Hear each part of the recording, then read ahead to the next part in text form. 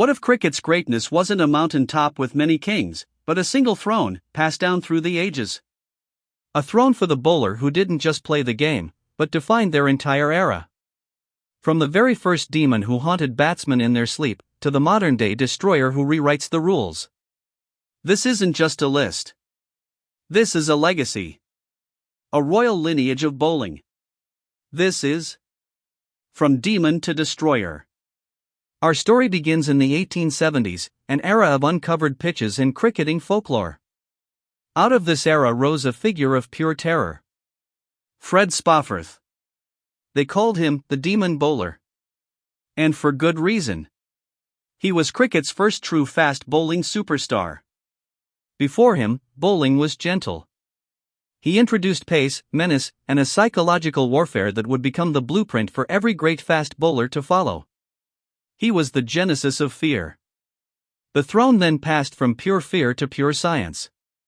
The 1900s belonged to Sidney Barnes. He is called Bradman among bowlers. Only bowler to combine seam and spin at the same time. Look at those numbers. An average of 16.43 in 27 tests. It's a statistic that breaks the mind. Barnes wasn't just fast, he was a master craftsman. He combined seam and swing with such unplayable accuracy that batsmen weren't just beaten, they were surgically dismantled. He was the game's first true bowling intellectual. As the world entered the roaring 20s, pace gave way to magic. The throne was seized by the spin wizards. First, Clary Grimmitt. The innovator. A small man with a giant cricketing brain, Grimmitt gave the world the flipper, a delivery that defied logic and spun the wrong way. 216 wickets in just 37 tests. He was the magician. And every magician needs a rival. Enter Bill Tiger O'Reilly. If Grimmitt was the artist, O'Reilly was the assassin. Aggressive, relentless, and intimidating. Even the great Don Bradman, a man who feared no one, called O'Reilly the greatest bowler he ever faced. After the war, cricket needed a new hero. It found one in Ray Lindwall. He was the pioneer of modern fast bowling mechanics. A classical, beautiful action that generated terrifying pace, late swing, and pinpoint control. Lindwall was class personified, and he led Australia's post-war dominance. The throne now belonged to the athlete. Although best batter of the time Sir Len Hutton won't agree on this, as he along with another superstar batter partner Dennis Compton rated Lindwall's partner in crime Keith Miller most difficult of the two. But Lindwall still was rated as the best of his time by majority due to consistency and generally good at bowling longer spells with effectiveness over his partner. From Lindwall's class to the raw, unfiltered aggression of the 1950s. Fiery Fred Trueman. The first man to the mythical 300-wicket mark. Trueman was a force of nature. Relentless pressure, a confrontational attitude, and a famous quote claiming he was the greatest bloody fast bowler that ever drew breath. For that decade, he probably was. Best batter of his time Gary Sobers rated him most difficult bowler he ever faced along with Dennis Lillee. Some greats rated Trueman even above likes of Lillee and West Indian greats of 70s and 80s. The 1970s. The era of color television, showmanship, and rockstars. Cricket's rockstar was Dennis Lillee. Pace, guile, passion. Lillee was pure theater.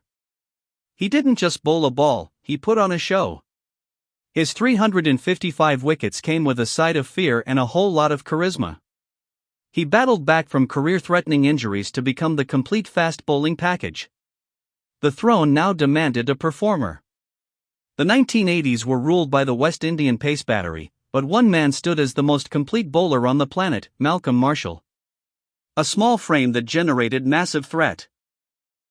He had blistering pace, a wicked bouncer, and was a pioneer of reverse swing. That average of 20.94 is untouchable in the modern era. Marshall could beat you with pace, swing, or just by outthinking you. He was the quiet, smiling assassin. 90s was tough. Wasim Wakar Hambros, Donald what to say is there are so many greats to choose from. And then, in the 1990s, one delivery changed everything. Shane Warne. He didn't just take the throne, he built a new one out of stardust. He made leg spin, a dying art, the most captivating spectacle in world sport. 708 wickets is the stat, but his legacy is pure magic. He was the artist, and the cricket pitch was his canvas. 2000s, there are two competitors for the spot: Bumrah and McGrath. But McGrath's World Cup winning performance can't be ignored here. How do you follow magic? With ruthless, suffocating perfection. The 2000s belonged to Glenn McGrath. While Bumrah was spinning webs, McGrath was building a cage. Metronomic accuracy, relentless discipline, and a killer instinct in the biggest moments. He was the ultimate pressure machine. In the biggest tests and World Cup finals, when a wicket was non-negotiable, you threw the ball to McGrath. The 2010s saw the return of pure fire. Dale Steyn. A thunderbolt in human form. Steyn combined blistering pace with lethal, late outswing, a combination that made him the most feared bowler of his generation. The stats are incredible: 439 wickets at under 23, but it was the intensity, the vein-popping effort on every ball, that defined his reign. After Steyn retired, likes of James Anderson and Pat Cummins started to compete for the throne. But there was one bowler who was not just effective in test but unplayable in limited format as well. And that brings us to today. The throne now belongs to an anomaly. A bowler built for the all-format age. Jasprit Bumrah.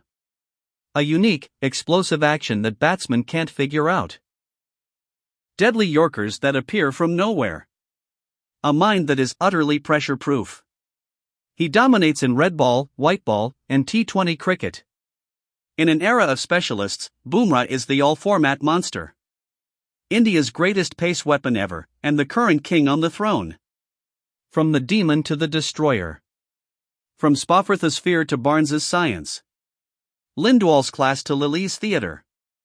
Warne's magic to McGrath's pressure. Steyn's fire to Bumrah's genius.